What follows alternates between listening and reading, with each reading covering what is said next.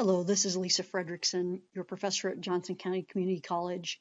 And for your final project, you'll want to have a multi-column web page. So I'm just going to show you a skeletal multi-column web page here, go through the code and go through the style sheet for you so you have some sense of how to create two columns and how to float a column so that you can have your columns side by side. And so here's what I've got. It's just two columns. I made the first column a lot shorter in content than the second column, the right column, just to give you a feel for this. I do want to see two columns in your final project though. You may or may not have images in your columns like I have.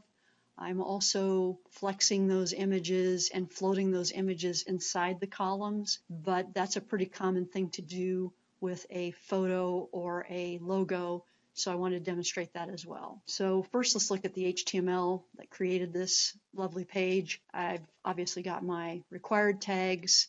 I've got a div that surrounds all of the content in the body. I called it outer wrapper 1, and it closes right before the closing body tag. In my main section, I've got two columns, two big div that contain everything. The column left div, which is one image and a paragraph, and the column right div, which is one image and several paragraphs. And oh yes, I have my footer as well, which is at the bottom. So to make sure that my text wraps around my image in both cases, this image is floated left and this image is floated right.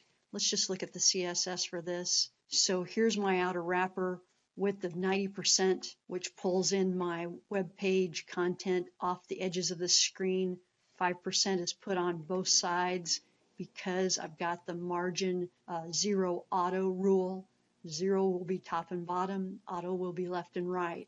I've also got this background color of light orange just so that you can see where the outer wrapper is. By the way, that's a very nice rule. If you're having trouble seeing a section or seeing a div, just give it a background color and then you'll know where that div is. My images, I put a max width of 100%. That's what allows them to automatically resize as they get smaller than their natural 100% size. On image left, which this particular picture has an ID of image left, I'm floating it left, and I put in a 1% margin right just to push that image away from the text a little bit. I did the exact opposite thing for my image right.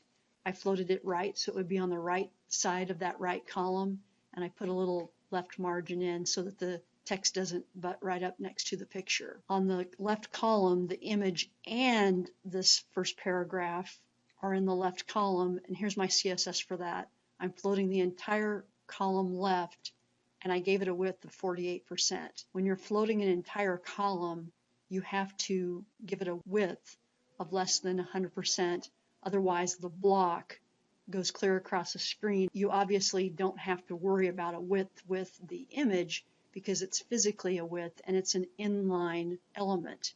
So content will wrap around a floated image because it's already an inline element.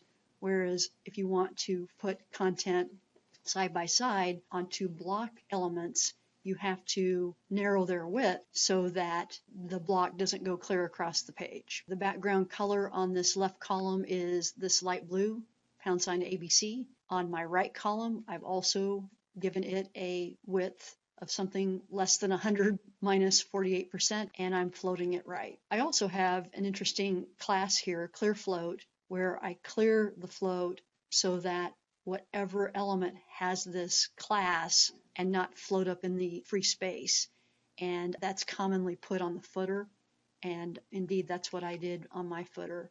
I'm also center aligning the content in the footer, which gives us this. I hope that's a little breakdown on how to get two columns floated side by side and also how to float pictures within your columns.